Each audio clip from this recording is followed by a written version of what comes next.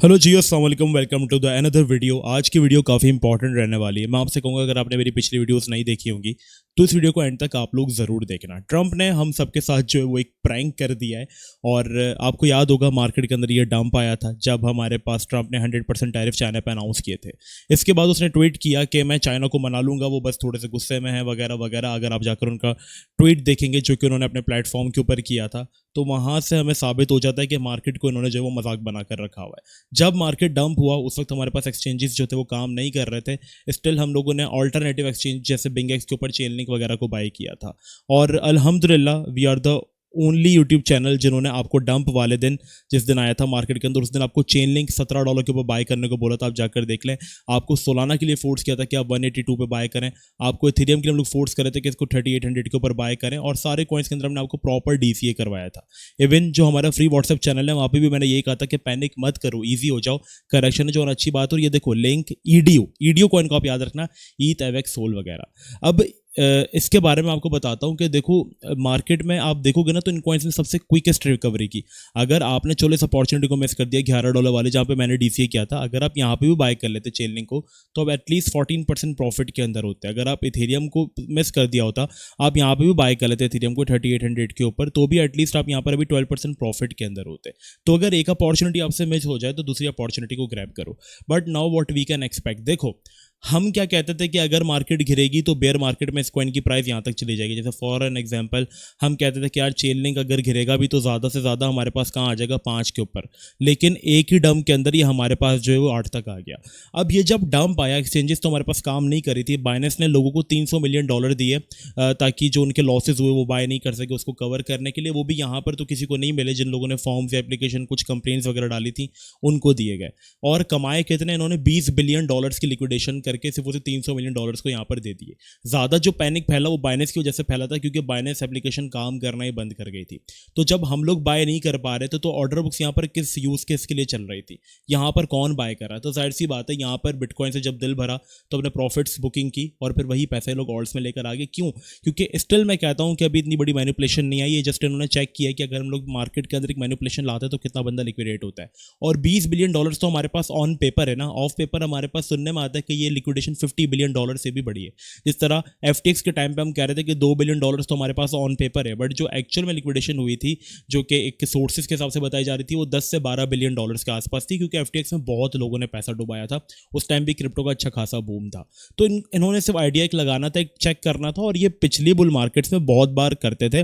Like जैसे कि अगर आप इस मार्केट के अंदर आइडिया लगा लो ना, जैसे कि यहाँ पर कितनी लिक्विडेशन आती थी, बड़ी बड़ी इवेंट्स डेली बेसिस के ऊपर होते थे। जैसे यहाँ पर इन्होंने एकदम से अचानक से झटका दे दिया, 33,000 से बिटकॉइन को फेंका 27 पे, फिर ऊपर ले गए, फिर लोगों को फोमो कराया, फिर नीचे फेंक दिया। इस तरीके की बड़े बड़े मैनिपुलेशन इवेंट्स होते रहते थे। तो अभी भी होंगे। और हम कहते थे कि हम बेयर मार्केट में इन कॉइन्स को यहाँ पे बाय करेंगे, बट हमें अभी से अपॉर्चुनिटी मिल गया तो यहाँ पर दबा के बाइंग हुई है। स्टिल एक्सपेक्टिंग के नवंबर में ऑल्ट्स के अंदर हम एक अच्छा मूव आता हुआ देखेंगे इंशाल्लाह। और उस सीजन के लिए ही हमने आपको तैयारी करवाई थी, क्योंकि चेन लिंक जब 21 होता था हम कहते थे कि यार 16-17 पर आएगा तब बाय करेंगे, और इतना नीचे गिर गया कि मेरा तो 11 पे बाय हो गया, बट स्टिल आपको 17 वगैरह पे हमने बाय करवाया। अब देखो वॉट आई एम एक्सपेक्टिंग, पहले थोड़ा सा हम बीटीसी के बारे में बात कर लेते हैं। तो बीटीसी तो देखो अभी बहुत अच्छे रीजन के अंदर हमारे पास ट्रेड हो रहा है। जब तक देखो 1,08,000 हमारे पास होल्डेड है, वी आर कंप्लीटली सेफ। और मैं आपसे कहूँगा कि देखो ये जो मार्केट ने एक विक बनाई थी ना वीकली, आप यहाँ पर देखो, इसके धोखे में नहीं रहना कि ये विक ऐसी की तैसी रहेगी। ये विक आज नहीं कल नहीं, ये विक फिल ज़रूर होगी। ठीक है, मार्केट पॉसिबल है कि इस पॉइंट पे थोड़ा सा हमारे पास कंसोलिडेट कर सकती है। ठीक है, ज़रूरी नहीं एकदम से मार्केट गिरी थी तो थोड़ी ऊपर भी जाएगी। यहाँ पे भी अगर आप देखोगे तो आज न्यूज़ आई है कि $250 मिलियन की पोजीशन को लिक्विडेट किया गया है। सेम ऐसी विक हमने यहाँ पर लगते हुए देखी थी मार्केट के अंदर, और फिर मार्केट ने दोबारा इसको फिल किया था। ठीक है, सेम ऐसी विक हमने यहाँ लगते हुए देखी थी, मार्केट ने आगे जाके इसको फिल किया था। इस विक का कंपैरिजन मैं इस विक के साथ करूंगा क्योंकि उस टाइम का हिस्ट्री का सबसे बड़ा डंप ये वाला कंसिडर होता था, जिसमें पहले इन्होंने यही किया था कि एक ऊपर की विक देख के सबको पागल किया तो फिर नीचे ले गए थे।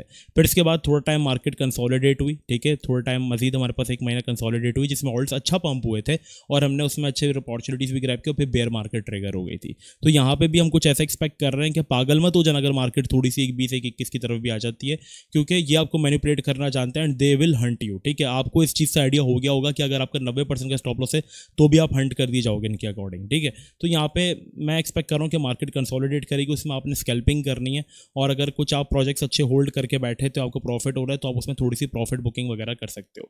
What my perspective on bitcoin right now, देखो मेरे लिए एक बहुत अच्छा सपोर्ट जोन ये वाला है, ठीक है। हम कभी एक्सपेक्ट नहीं कर रहे थे कि बीटीसी जोन में आ जाएगा, हमें ड्रीम लगता था कि यहाँ पर बीटीसी आएगा तो हम बाय करेंगे। खैर ये पूरा रीजन एक 12-13 स्टिल अगर आता है मार्केट तो एक बाइंग अपॉर्चुनिटी है। बाकी अदरवाइज ये एक आपके लिए एक इंपॉर्टेंट रेजिस्टेंस की तरह प्ले आउट हो सकता है जोन। रीजन ये है कि यहाँ पर अगर हम वीकली लेवल की बात करें तो एक वीकली बहुत इंपॉर्टेंट ऊपर हमारे पास जोन बन गया है मार्केट के लिए, जो कि लेट मी शो यू। अब देखो वीकली जोन ये इतना इंपॉर्टेंट क्यों बन जाता है हमारे पास पूरा, क्योंकि यहाँ से मार्केट ने तकरीबन जुलाई अगस्त तक हमारे पास ट्राई किया था। लाइक यहाँ से मार्केट को 6 बार बड़ी रिजेक्शंस मिली थी, देख रहे हो। तो ये एक इंपॉर्टेंट रेजिस्टेंस है जहाँ से हमें अगेन रिजेक्शन मिल सकती है। तो 1.18 तक 1.17 तक आपके सेल जोन्स बन सकते हैं मार्केट के लिए। आप इस रीजन के अंदर फिलहाल मैं आपसे कहूँगा कि स्कैल्पिंग करो, लेवल टू लेवल मार्केट के अंदर चलो और स्कैल्प सेटअप्स आप अपने बुक करो। और बाकी अगर नहीं समझ में आ रहा ना कुछ भी तो मैं आपसे कहूँगा आप हमारा व्हाट्सअप चैनल ज्वाइन कर लो। अब देखो जब मार्केट के अंदर डंप आया था फ्राइडे वाले, तो उससे पहले हमने 1440 पे ईडीओ बाय कराया था। अब देखो हम आपकी जिम्मेदारी किस तरीके से लेते हैं। हमने कहा था सीवी अपने हर प्रोजेक्ट को पंप कर रहा है, इसको भी करेगा। रात को मार्केट क्रैश हुई और ईडीओ कितना गिर गया आप यकीन नहीं करोगे। ईडीओ हमारे पास इतना गिर गया, लेकिन उस वक्त भी हमने यही कहा कि भाई पैनिक मत करो। इसलिए आप देखो मार्केट पूरी कितनी गिरी और ईडीओ कितना गिरा, ठीक है। ईडीओ नहीं गिरा था इतना, ईडीओ अच्छा खासा होल्ड कर गया था। देखो जहाँ पूरी मार्केट गिरी थी वहाँ ये भी 70% तक आया था नीचे। अब इसको मैंने पर्सनली डीसीए किया था क्योंकि बाइनेंस नहीं चला था मेरा, तो मैंने 0.838 के ऊपर जाकर इसको कहीं ना कहीं डीसीए किया था इस रीजन में। वो भी मैं आपको बता रहा हूँ कि बाइनेंस मेरा चल नहीं रहा था, मैंने ऑल्टरनेटिव एक्सचेंज के ऊपर इसको डीसीए किया। अगर मैं शायद टाइम पे डीसीए करे तो शायद मैं तो बहुत अच्छे प्रॉफिट्स बना लेता, बट स्टिल हमने इसको डीसीए करके मैंने इसके अंदर 40% प्रॉफिट बुक किया। और जहाँ से मैंने इसको बाय कराया था मार्केट गिरी, बिल्कुल गिरी, बट हमने देखो प्रॉपर गारंटी ली इस चीज़ की। और अब जहाँ से हमने ही पर्सनली बाय किया था वहाँ से 20% तक ये बाउंस कर चुका है। तो इस तरीके से हम लोगों ने एक क्रैश को किस तरीके से हैंडल किया। इवन जब सैटरडे वाले दिन जब डंप हो गया था मार्केट, उसमें भी हमने कहा था पैनिक मत करो, ईडीओ लिंक वगैरह को बाय करो और आज आप देखो। तो आपको मुझे क्यों फॉलो करना है, आई थिंक मुझे और प्रूफ नहीं देना इसके लिए। अगर आपको मेरा काम अच्छा लगता है, अगर आपको समझ में आता है कि क्यों फॉलो करना चाहिए, so you guys can follow. By the way अभी मैं एक और सेटअप को बिल्ड कर रहा हूँ, दैट इज आईएनजे। आईएनजे के पीछे नैरेटिव ये है कि आईएनजे हमारे पास बीएनबी चेन है, एआई में भी आता है और रियल वर्ल्ड एसेट का भी टोकन है। और आईएनजे हमेशा से हमारे पास टॉप परफॉर्मेंसेस जो है वो देता रहा है। तो अगर आपने लिंक वगैरह को मिस कर दिया तो still you guys had opportunity कि आप इस तरीके के प्रोजेक्ट्स को ऐड कर सकते हो। क्योंकि आईएनजे को देने का रीज़न ये है कि आईएनजे एक तो 2021 में भी बहुत अच्छा परफॉर्म किया था इसने, $2 से हमारे पास ये 11x हुआ था। और यहाँ पर ये लूना वाली अपॉर्चुनिटी जब हमारे पास लूना वाला डंप आया था उसमें भी ये मैक्स हमारे पास आ गया था तकरीबन $1 तक, FTX लूना वाला। फिर वहाँ से ये प्रोजेक्ट हमारे पास बहुत अच्छा बाउंस हुआ, 358% तक बाउंस हुआ था। तो स्टिल इसके अंदर एक अपॉर्चुनिटी मुझे लगी। आईएनजी एक रेपुटेशन वाला पुराना क्रिप्टो प्रोजेक्ट भी है, बहुत ही कम इसकी सप्लाई, मार्केट कैप भी मिड कैप में आता है। तो मैं यहाँ से इससे ज़्यादा नहीं तो एटलीस्ट मैं इससे इतना तो एक्सपेक्ट कर रहा हूँ कि 70-50% तक की रैलीज दे सकता है, क्योंकि ये प्रोजेक्ट जल्दी रिकवर होने वाले क्रिप्टो प्रोजेक्ट्स में से है। तो अगर आपने इसको मिस किया था तो मैं आपसे कहूँगा आप आईएनजी को बिल्ड कर सकते हो। यहाँ पर बाय कर रहा हूँ, अगर डीसीए करना हो तो फिर $6 के ऊपर करना, अभी मत करना, ठीक है। तो ये कुछ ऐसे प्रोजेक्ट्स हैं जिनमें आपके पास स्टिल अपॉर्चुनिटी आप ग्रैब कर सकते हो। आर ए वाई रे को आप ग्रैब कर सकते हो। इसमें रेंडर के अंदर स्टिल आपके पास अपॉर्चुनिटी, बट रेंडर आजकल थोड़ा सा परफॉर्म नहीं कर रहा, तो स्टिल बहुत अच्छी जगह पर आप इसको बाय कर सकते हो। क्योंकि आप समझ लो रेंडर एनवीडिया कहलाता है क्रिप्टो का, तो ये भी बहुत अच्छी गेन्स देता रहता है। आप चाहो तो इसको ऐड कर सकते हो, वरना मैं पर्सनली अभी रे को भी बिल्ड कर रहा हूँ साथ साथ। रेडियम की बिल्ड करने का रीज़न ये है कि रेडियम हमारे पास सोलाना की चेन में आता है और सोलाना भी बाउंस कर रहा है, एंड एक्सपेक्टिंग कि सोलाना भी अपना ऑल टाइम हाई लगा देगा और फिर इसके बाद सोलाना के नैरेटिव में पैसा आएगा, जैसे भी बीएनबी चेन की कॉइन्स पम्प कर रहे हैं। तो स्टिल एक्सपेक्टिंग कि रेडियम बहुत अंडर वैल्यू, इसको एटलीस्ट भी $4 की तरफ तो होना चाहिए।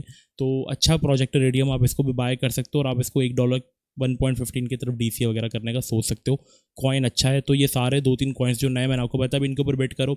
अगर मिल जाता है चेन लिंक आपको 16-17 के ऊपर मार्केट दोबारा डंप करती है, जो कि हो सकती है क्योंकि जो चीज़ें हमने देखी उससे आपको ये तो आइडिया हो जाना चाहिए कि अब कुछ भी पॉसिबल है क्रिप्टो मार्केट के अंदर, ठीक है। जिनको पहले चीज़ें इम्पॉसिबल लगती थी अब उनके लिए भी पॉसिबल कर दी है मार्केट ने। तो चेन लिंक वगैरह सोलाना में अगर आपको अपॉर्चुनिटी नहीं मिलती तो आप इन प्रोजेक्ट्स को, ये सेकेंडरी ऑप्शन है कि आप बेट करो। बाकी how he pranked with you, आपको इससे आइडिया हो गया होगा कि मार्केट बड़ी मैनिपुलेटिव है।